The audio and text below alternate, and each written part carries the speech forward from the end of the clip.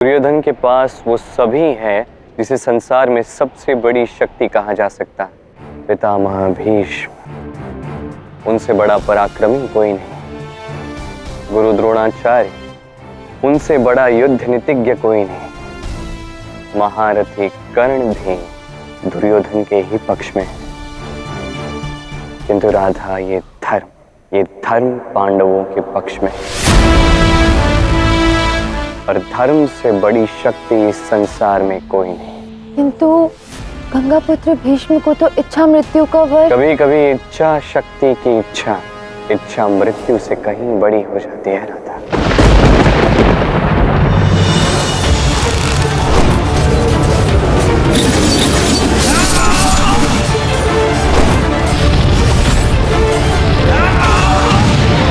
चाहे भीष्म कितनी भी रुद्र क्यों ना, संतुलन बन रहा है राधा। जितने सैनिकों को पितामह भीष्म ने मारा, उतने ही कौरवों का अंत कर दिया है भीम ने।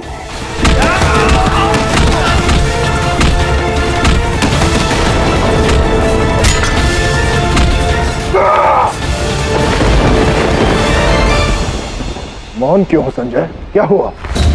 क्या किसी की मृत्यु हुई है? क्षमा कीजिए महाराज, पर आज भीम ने आपके 8 पुत्रों को वीर गति दे दी है। असत्य है ये। यही सत्य है महाराज। युद्ध का यज्ञ बलि लेता ही है, अपनों की भी और शत्रुओं की भी।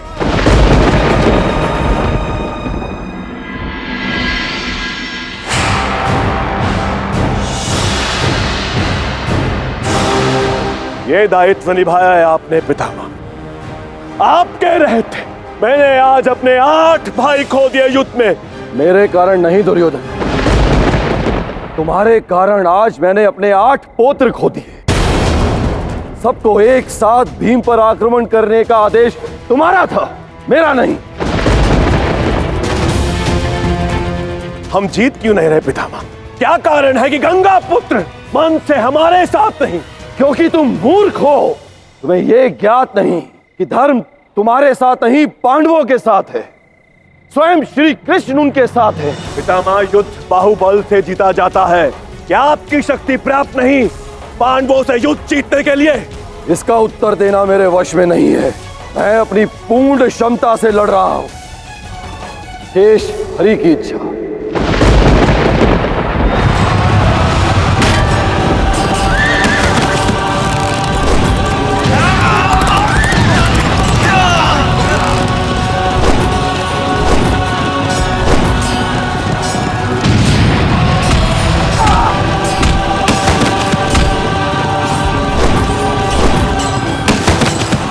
अब दुर्योधन के अहंकार के कारण उसके और 17 भाइयों को अपने प्राण गंवाने पड़े। किंतु मेरा प्रश्न कुछ और है कृष्ण। कौरवों ने गुरु द्रोण से शिक्षा ली है, सभी नीति के ज्ञाता है, फिर वो अधर्म की ओर क्यों दुर्योधन का साथ दिया उन्होंने? क्योंकि नीति सिखाई जा सकती है राधा, किंतु धर्म नहीं।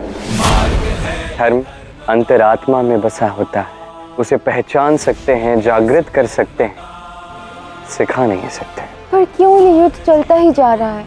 क्योंकि ये युद्ध सेनाओं के मध्य नहीं है राधा, ये युद्ध है सोच के मध्य। पांडवों की सोच और दुर्योधन की सोच। और जब तक किसी एक सोच का अंत नहीं हो जाता, तब तक इस युद्ध का अंत नहीं होगा। किंतु जिस प्रकार गंगापुत्र शौर्य दिखा रहे हैं, मुझे तो दुर्योधन ही विजयी होता दिख रहा है। कृष्ण, तुमने क्यों शस्त्र नहीं उठाने की बात की? तुम्हारे अतिरिक्त भीष्म को और कोई नहीं रोक सकता। मैंने कहा ना राधा, ये युद्ध सोच का। अब पितामह भीष्म वो भी रुकेंगे अपनी ही सोच के कारण। आज युद्ध का ये 10वां दिन, कदाचित आज अंतिम बार होगा जब अर्जुन और पितामह भीष्म एक दूसरे के सामने होंगे।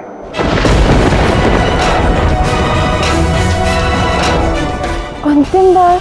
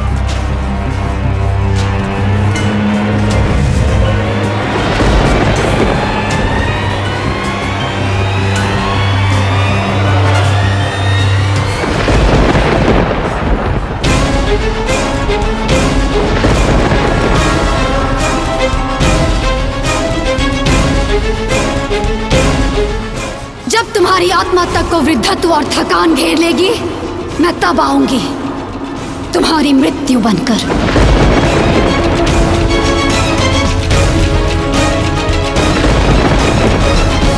ये क्या? गंगा पुत्र ने शस्त्र रख दिए, क्यों? क्योंकि गंगा पुत्र भीष्म शिखंडिनी से लड़ नहीं सकते रहता। उन्होंने प्रण लिया था कि यदि वो लड़ेंगे तो केवल पुरुषों से, अन्यथा किसी से नहीं। और शिखंडिनी ने घोर तपस्या के पश्चात किन्नर का ये रूप धारण किया।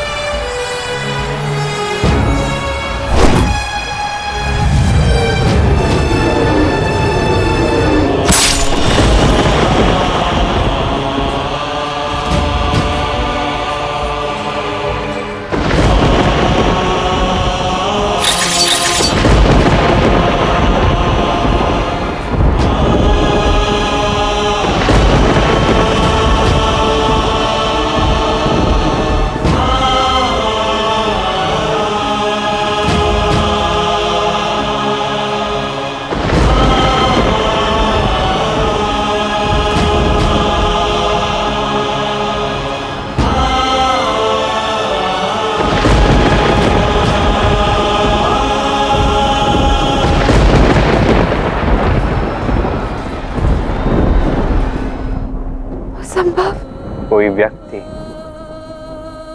कितना भी रुद्र क्यों ना हो, कितना भी पराक्रमी क्यों ना हो, ये नियति हर एक का अंत करती ही है राधा। और आज गंगा पुत्र भीष्म के अंत का कारण उन्हीं की सोच बनी। यही सीख है राधा, समय के साथ सोच बदलनी चाहिए। जिस व्यक्ति की सोच समय के साथ नहीं बदली, उस व्यक्ति की सोच उसे केवल पतन की ओर ले जाती है।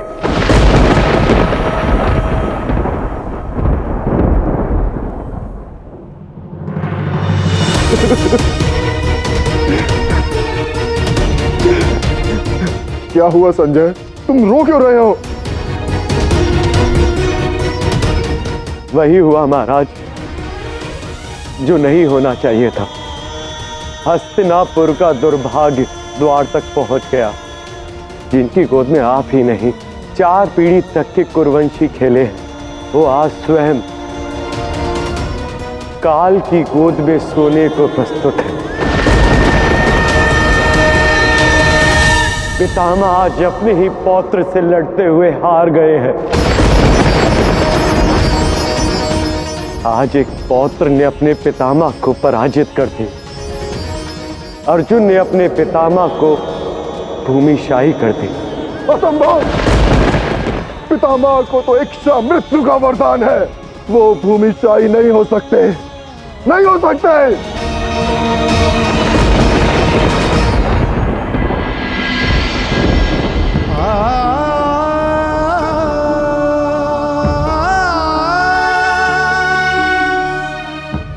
के कहने पर अपना कर्म किया माधव।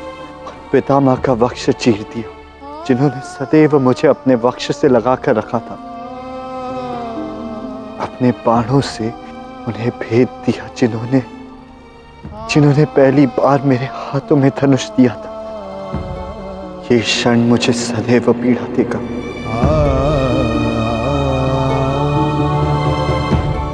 नियति का ये नियम है, जो पिता पुत्र को जन्म देता है वही पुत्र उसका कपाल भंग करता है।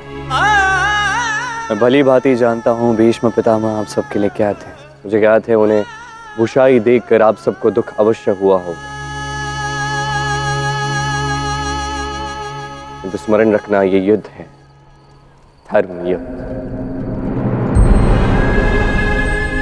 स्मरण रखना भीष्म पितामह का पतन किसी वृद्ध व्यक्ति का पतन नहीं है, तुम्हारे पितामह का पतन नहीं है। ये एक पुरानी सोच का पतन, एक खोखली प्रतिज्ञा का पतन, और अब एक नई सोच जन्म लेगी।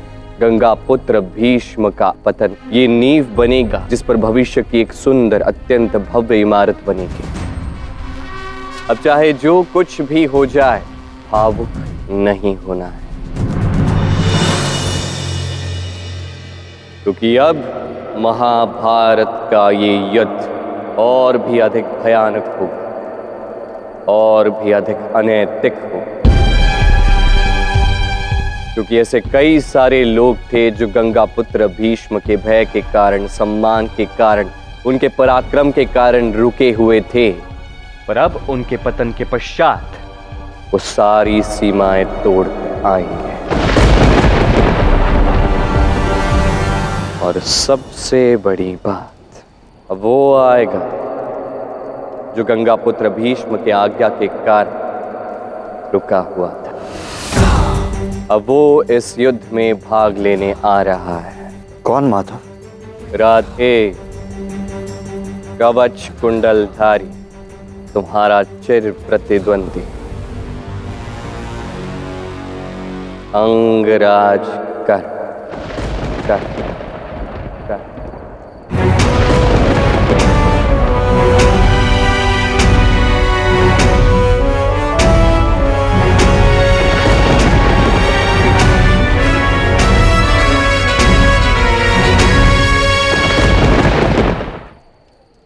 तुमने स्मरण किया मित्र?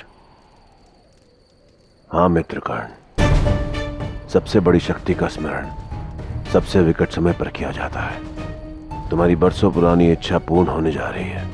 धनुष उठाने के लिए सज हो जाओ। पितामह भीष्म भूषाई हो गए हैं मित्रकर्ण। ज्ञात हुआ मुझे, शुभ नहीं है ये। इससे अशुभ तो कुछ और भी है मित्रकर्ण। महाबली भीष्म के गिरते ही सेना का मनोबल भी गिर गया। वो पांडव पितामह भीष्म को बल से ना हरा पाए तो उन्होंने छल से हराया उन्हें। अब मेरी सारी आशाएं तुमसे है मित्रगण। तुम्हारे पराक्रम से ही मेरी विजय निर्भर है। गंगा पुत्र भीष्म का पतन हुआ है, किंतु मेरे मित्र की आशा और इच्छा का पतन ये राधे नहीं होने देगा। अर्जुन का शीश काटकर तुम्हारे शीश पर हस्तिनापुर का मुकुट देखना चाहता हूं मैं, और यही मेरे जीवन का लक्ष्य है। मेरा विश्वास करो मित्र, कल सुबह पांडवों के अंत का आरंभ होगा। मैं जब भी कर्ण को देखती हूँ ऐसा प्रतीत होता है कि सभी योद्धाओं में से सबसे उज्जवल चरित्र इसी का है। अनासक्त है पर कर्मठ है, जो किया है अपने बल से किया है। सबसे शुद्ध व्यक्तित्व का स्वामी है, विजय का उचित अधिकारी है ना कृष्ण? 100% सत्य कहा राधे। कर्ण जैसा कोई भी नहीं है। कर्ण इतना महान है कि उसे जो चाहिए उसे वो मिलना चाहिए। जीत भी, बस वो एक भूल कर बैठा है राधा, अनुचित पक्ष का साथ दे बैठा है। अनुचित पक्ष में है किंतु उसके मन में अधर्म तो नहीं है ना। तुम धर्म की ओर हो, पर कर्ण तुम्हारे विरुद्ध खड़ा है, किंतु उसके पीछे भी तो कोई ना कोई कारण है ना। जैसे जन्म लेते ही तुम अपने माता पिता से बिछड़े थे, उसी प्रकार वो भी बिछड़ा। जीवन में जन्म देने वाली माँ का प्रेम तक नहीं पाया है उसने। उसे तो ज्ञात भी नहीं है कि उसकी धमनियों में किसका लहू बह रहा है। तभी तो भटका ना कृष्ण। और भटकने वाले को मार्ग दिखाते हैं, दंड नहीं देते। तुम ही तो कहते हो कर्ण के साथ कुछ भी अनुचित नहीं होने देना कृष्ण। उचित कहाँ राधे, नियति यदि कर्म का फल देती है तो अवसर भी देती है, और यही अवसर मिलेगा अब कर्ण को। किंतु उससे पूर्व किसी और को मार दिखाने का समय आ गया है राधा।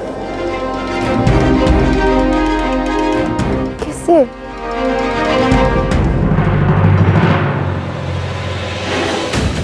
सुना है गंगा पुत्र का वध कर दिया है अर्जुन ने। हाँ, बाणों की शैया पर लेटे हैं। अर्जुन ने बहुत बड़ा शौर्य दिखाया है। अर्जुन ने कुछ नहीं किया, ये सब श्री कृष्ण ने किया है, ये उनका काम है। बस, ये क्या अनर्गल बातें कर रहे हैं आप सब? वो कृष्ण वहां सारथी बनकर घोड़े हाँक रहा है, बस वो हराएगा गंगा पुत्र भीष्म को। उचित व्यक्ति को श्रेय देना सीखिए आप लोग। जो श्रेय है वो वास्तव में केवल अर्जुन का है, उस कृष्ण का नहीं, समझे?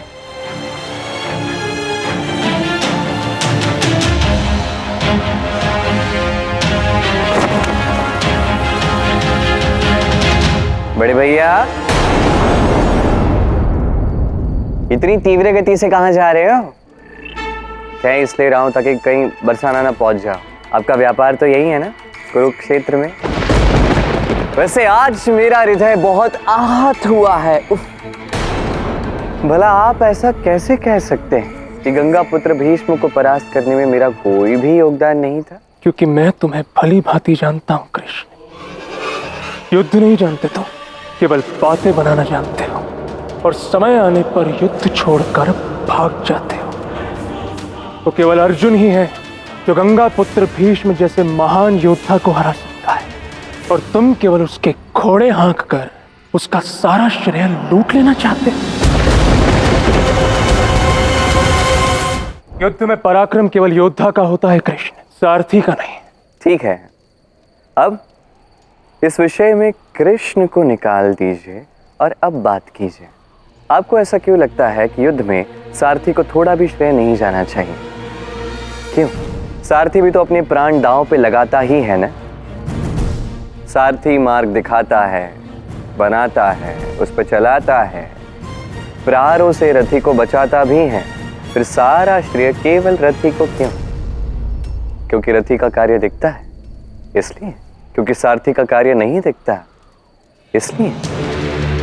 संसार में कई लोग कार्य करते हैं जिनके कार्य संसार को दिखते हैं, और जिन लोगों के कार्य नहीं दिखते वो भी पूर्ण निष्ठा से कार्य करते हैं। बड़े भैया, क्या आपकी ये सोच उचित है? तुम केवल बातें बनाना ही अच्छे से जानते हो और कुछ नहीं। किंतु एक बात कान खोल कर सुन लो कृष्ण, तुम्हारी इन बातों से यहाँ की भोली जनता भले ही मूर्ख बन जाए, मुझे बहला नहीं पाओगे तुम। ठीक है, चलो आपको मूर्ख नहीं बनाते हैं। जो ना मैं वैसे भी बना रहा था, ना मैं बनाने के लिए यहाँ पे आया हूँ। मैं तो आया था अपने शुल्क के विषय में बात करने।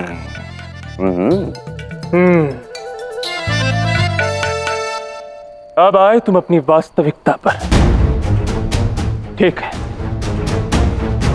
मैं अभी तुम्हारा सारा शुल्क दे देता हूँ। अरे सारा शुल्क नहीं चाहिए बड़े भैया, मैं शुल्क लेने आया ही नहीं हूँ। मैं तो शुल्क के बारे में बात करने आया हूँ, देखने आया हूँ।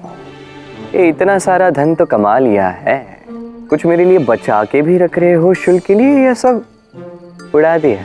कृष्ण, तुम संदेह कर रहे हो मुझ पर? हाँ, 100% मैं संदेह कर रहा हूँ। क्यों कर रहा हूँ वो जानना भी अत्यंत महत्वपूर्ण है। मैं कर रहा हूँ क्योंकि आपका इतिहास ही कुछ ऐसा रहा है कि थोड़ा तो संदेह करना बनता ही है। आपने जीवन में कितनी बार मुझे हानि पहुंचाने का प्रयास किया है, कहीं पुनः एक बार मुझे ठग के बरसाना दिख दिख दिख दिख भागे तो? अच्छा, तो सुन लो कृष्ण, मैं अपने समस्त परिवार, अपने धर्म, अपने आराध्य, सभी को साक्षी मानकर तुम्हें यह वचन देता हूं कि तुम जो मांगोगे दूंगा।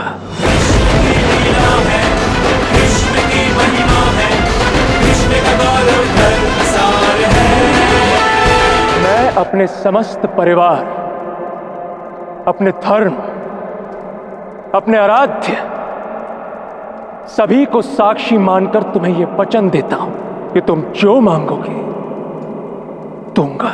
ठीक है, अच्छी बात है। मैं युद्ध के पश्चात आऊंगा शुल्क लेना है तो अभी ले लो गोले।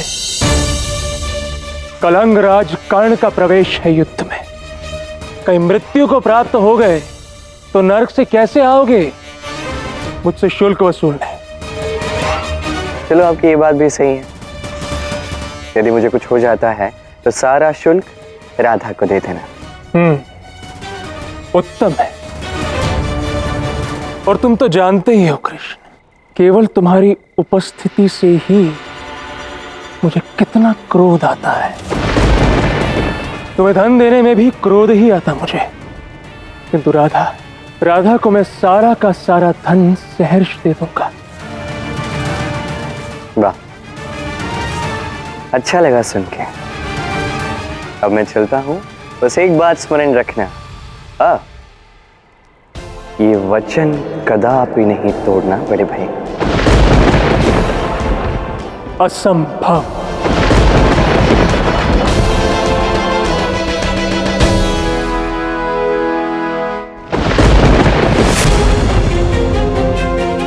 सूर्योदय हो गया है।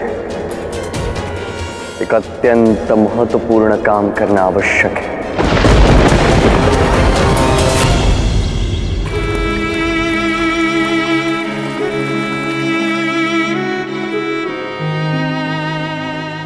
हे सूर्यदेव, मेरे पांडवों की और मेरे पुत्र कर्ण की युद्ध में रक्षा करना। सूर्यदेव से किसके लिए प्रार्थना करी है बुआ कुंती?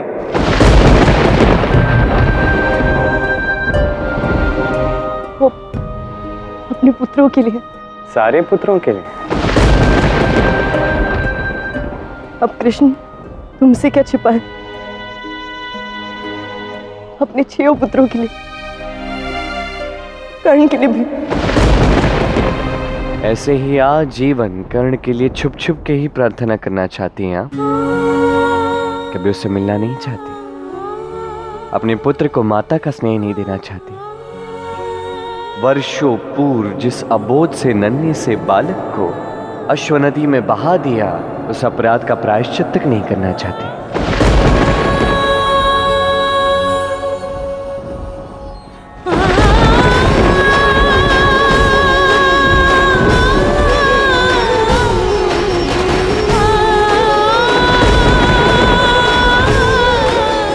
मैं हस्तिनापुर की कुलवधू हूँ। कुछ बंधन है मेरे, कैसे करूं प्रायश्चित? मैं आपकी सहायता कर सकता हूँ बुआ कुंती। कर्ण अभी गंगा तट पे है, जाके मिलिए उससे। आज स्वयं को मत रोकिए। कहीं ऐसा ना हो कि युद्ध प्रायश्चित करने का आपका यह अवसर आपसे छीन ले।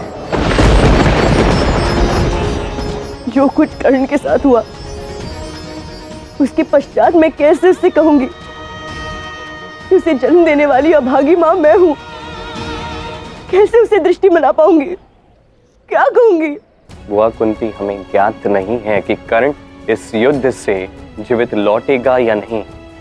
क्या उसका इतना भी अधिकार नहीं है कि यदि उसकी मृत्यु निश्चित है तो उसे उसके जन्म का सत्य तो ज्ञात हो जाए, उसे स्वयं के विषय में सत्य तो ज्ञात हो जाए? क्या इतना भी नहीं करेंगी आप बुआ कुंती? ऐसा मत कहो कृष्ण। चलो, ले चलो मुझे अपने पुत्र के पास।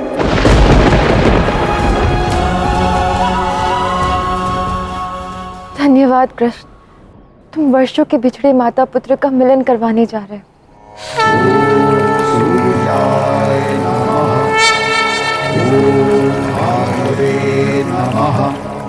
ओम श्री सावित्रे सूर्य नारायणाय नमः।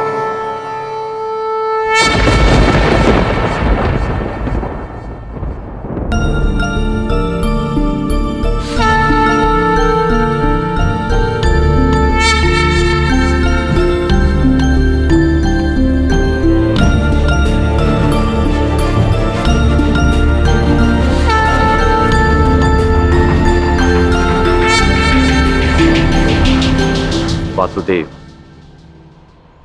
आप अब अर्जुन के सारथी हैं और मैं अर्जुन का इस युद्ध का सबसे बड़ा प्रतिद्वंदी।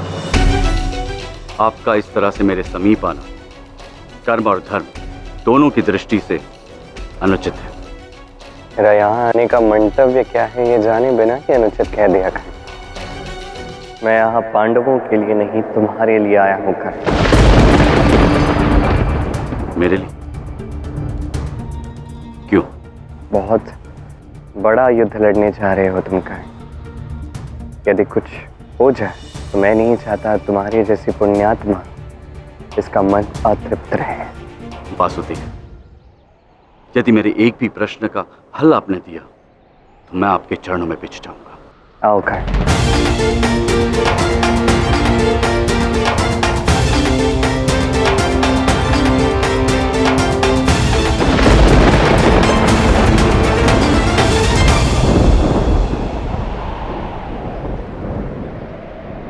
ये तो पांडवों की माता देवी कुंती है। इन्हीं से तो मिलवाने लाया हूँ कर।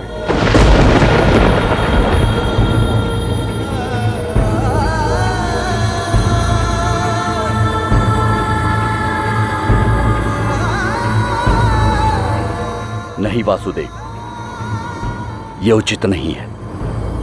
मेरे शत्रु की माता से मिलवाने लाए हो आप। एक स्त्री का आंसू देखकर मुझे दुर्बल बनाना चाहते हैं आप। क्या देवी कुंती अपने पुत्रों के प्राणों की भिक्षा मांगेगी? नहीं, मैं ऐसा नहीं होने दे सकता। मैं एक भी क्षण अब यहां नहीं रुक सकता।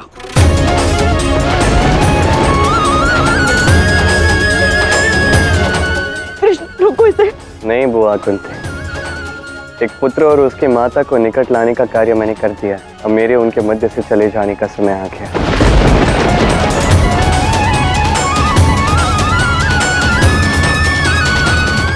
पुत्रकार,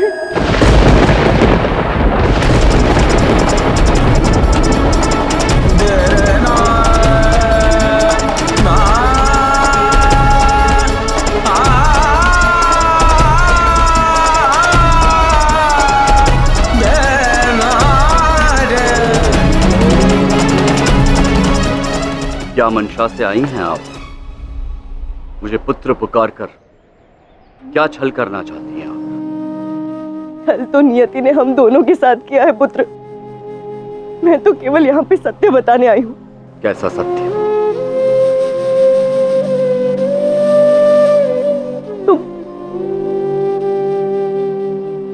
तुम मेरे पुत्र होकर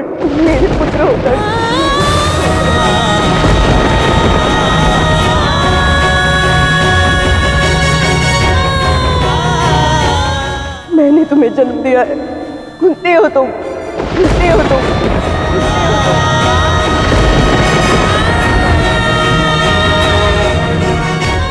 संभव,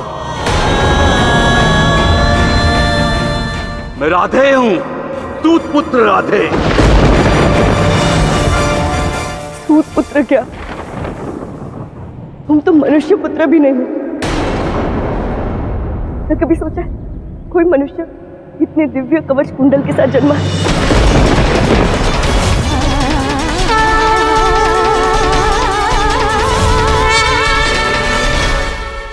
क्योंकि तुम सूत पुत्र नहीं, तुम सूर्य पुत्र हो।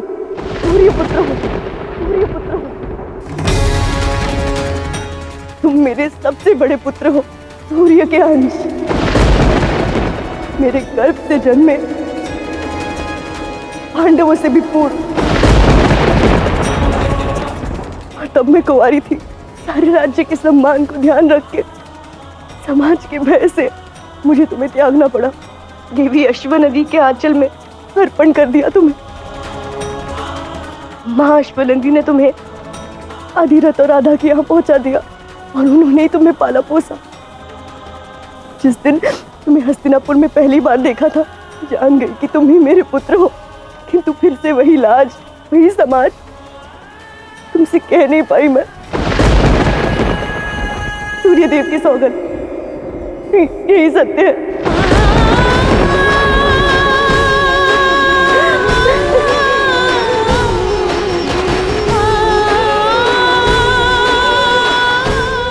जीवन भर जीवन भर मुझे सूत पुत्र कहा गया, किंतु सत्य तो यह है कि मैं सूर्य पुत्र हूं, कुंती पुत्र हूं मैं। हाँ। और आप मुझे आज ये सत्य बता रही है। एक नवजात शिशु मां शब्द का अर्थ समझे उससे पहले ही आपने उसे त्याग दिया। अपने वक्ष से लगाने से पहले ही आपने तीव्र लहरों में मुझे बहा दिया। आजीवन आपने जाना कि मैं आपका पुत्र हूं। आपने मुझे नहीं पता, अपनी दृष्टि के सामने मेरा अपमान होते हुए देखा आपने, और अब मौन रही। मेरे ही भाइयों ने मुझ पर कटाक्ष किए और आपने उन्हें नहीं रोका। आज जब अंतिम समय पर आपके 5 पुत्रों का जीवन दांव पे लगा है, तो ममता का कवच पहनाने चली आई आप। नहीं कर, मेरी ये मंशा नहीं है। यही मंशा है आपकी। बताइए क्यों आई है आप यहाँ? मुझे वापस ले जाना। क्या आप लौटा पाएंगी? आप क्या जग को बता पाएंगी आप कि मैं आपका विवाह पूर्व उत्पन्न हुआ पुत्र हूं? आप यहाँ मेरा मान जीतने नहीं, मेरे मित्र दुर्योधन को हराने आई है आप। पर जान लीजिए, वासुदेव भले ही अर्जुन को छोड़ दे, पर मैं दुर्योधन को नहीं छोड़ सकता। मैं जानती हूँ कर्ण, मुझसे बहुत सारे अपराध हुए हैं, इसी कारण मैं कभी तुम्हारे सामने नहीं आ पाई। किस मुंह से आती? पर आज अंतिम क्षण है पुत्र, आज नहीं आती, तुम्हें मर ही जाती। एक माँ कैसे रुकती जब उसके पुत्र आपस में एक दूसरे को मार देते?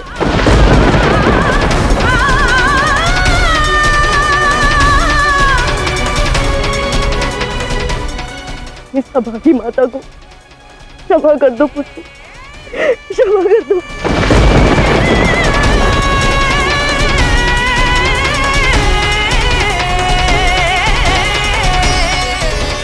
भले ही आपने मेरा त्याग किया, किंतु है तो आप मेरी माता ही।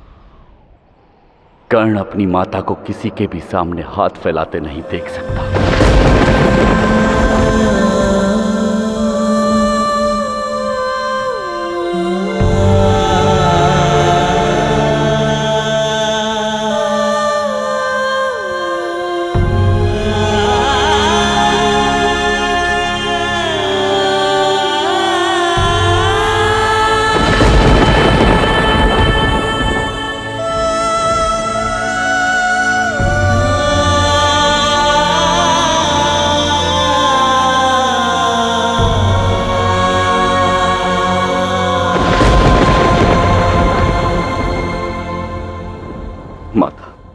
आपने आने में बहुत देर कर दी।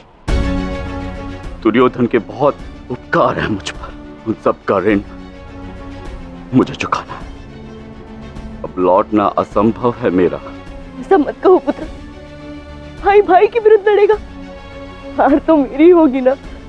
मैं बस इतना चाहती हूँ कि मेरे सभी पुत्र जीवित रहे। वचन दो। माँ आई, वो भी धान लेने सिर्फ लेगी।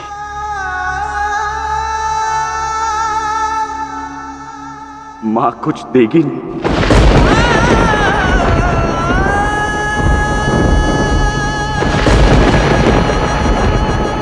मेरा और अर्जुन का संग्राम देखने के लिए सारा विश्व प्रतीक्षा कर रहा। यदि मैं नहीं लड़ा तो अर्जुन का नाम और मां दोनों ही घटेगा। संसार कहेगा कि अर्जुन कर्ण से भयभीत हो गया, लड़ नहीं पाया तो भेज दिया मां को दान मांगने। आपके दोनों बेटों का अपयश होगा माता। क्या रिक्त हाथ भेजोगे मुझे? मां आई है मांगने, दूंगा ही। ये समाज आपको 5 पुत्रों की मां मानता है, तो आपके 6 में से 5 पुत्र जीवित रहेंगे। अर्जुन कर्ण संग्राम तो होगा ही, मैं या अर्जुन, कोई तो मरेगा ही। जो बचेगा वो आपका ही पुत्र कहलाएगा। शेष किसी भी और पुत्र को मैं युद्ध में नहीं मारूंगा। बस इससे अधिक मत मांगो माता।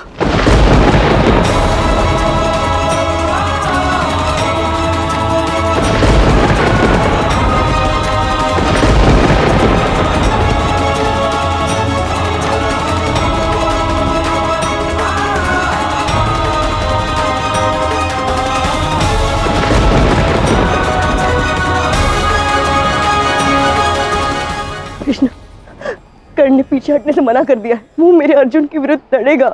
आपकी भूल बहुत बड़ी थी बुआ कुंती, उसका मूल भी तो बड़ा ही चुकाना होगा ना। आपको सदैव दुख रहेगा इस बात का कि इस भूल के कारण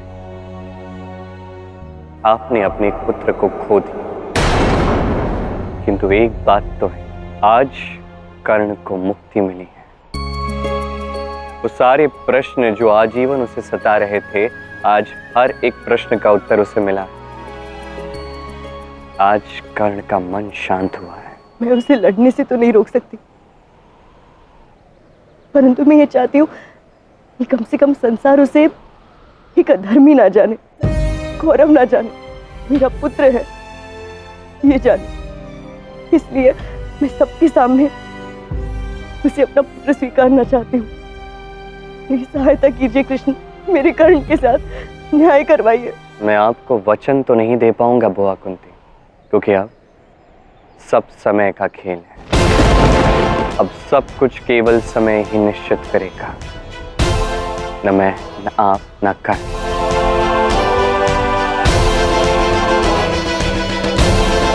पर हाँ, इतना विश्वास के साथ कह सकता कि कर्ण कभी अधर्मी नहीं कहलाएगा।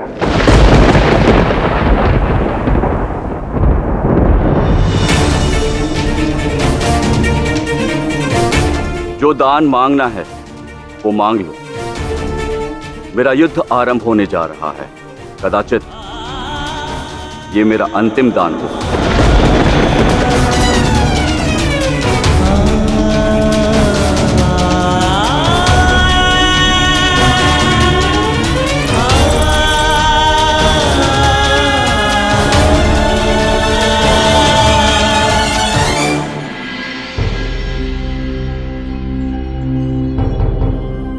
देवराज इंद्र, सूर्यदेव, कृपा करके पधारी। प्रणाम नारायण। प्रणाम। क्यों स्मरण किया नारायण? कर्ण अर्जुन के संबंध में आपसे मुझे सहायता चाहिए। जो आज्ञा दें अवश्य होगा, और नारायण स्वयं उसके लिए सहायता मांगने आए। हम अवश्य करें। और अर्जुन के सारथी आप हैं, उसे विजय तक पहुंचाएंगे, परंतु कैसे, ये संपूर्ण ब्रह्मांड जानने को उत्सुक है। आदेश कीजिए, मैं किस प्रकार अर्जुन की सहायता कर सकता हूँ? परंतु कर्ण के साथ प्रारंभ से ही अन्याय होता आ रहा है। मेरी याचना है कि आपकी कृपा दृष्टि से उसे इस युद्ध में न्याय मिले। अपने अपने पुत्रों के लिए ये चिंता मैं समझ सकता हूँ, और मेरा आपसे निवेदन है कि आप दोनों स्वीकार करेंगे। आदेश दें। आदेश कीजिए नारायण। सूर्यदेव, कर्ण की सबसे बड़ी शक्ति क्या है? मेरे दिए हुए कवच और कुंडल उसे अभेद्य बनाते हैं। देवराज इंद्र, आप कर्ण से उसका कवच और कुंडल ले लें। क्या? मैंने अपने पुत्र के लिए न्याय मांगा था और आप एक और अन्याय करने जा रहे हैं। जो मैं करने जा रहा हूं वो न्याय ही है सूर्यदेव। देवराज इंद्र, कर्ण दानवीर है, किसी भी याचक को वो निराश होकर लौटने नहीं देता। आप यही याचक बनकर कर्ण के पास जाइए और दान में उसे एक कवच और कुंडल मांगे। क्या ये धर्म होगा नारायण? नहीं है। पहले ही भीष्म ने उसे युद्ध नहीं करने दिया, अब कुंती ने वर मांगा। आप उसकी सबसे बड़ी शक्ति कवच और कुंडल छीन लेंगे। यह अधर्म होगा नारायण। ये युद्ध धर्म स्थापना के लिए, अन्याय के नाश के लिए, किसी विशेष व्यक्ति के नाश के लिए नहीं। विजय केवल धर्म की होनी चाहिए सूर्यदेव। आप दोनों धर्म अधर्म, न्याय अन्याय का ये भार मुझे सौंप दीजिए। मैं केवल इतना जानना चाहता हूं कि देवराज इंद्र, क्या आप ये कार्य करेंगे? और सूर्यदेव, क्या आप इस कार्य में बाधा डालेंगे?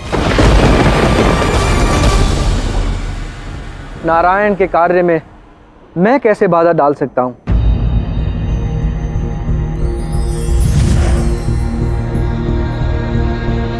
जो आज्ञा नारायण।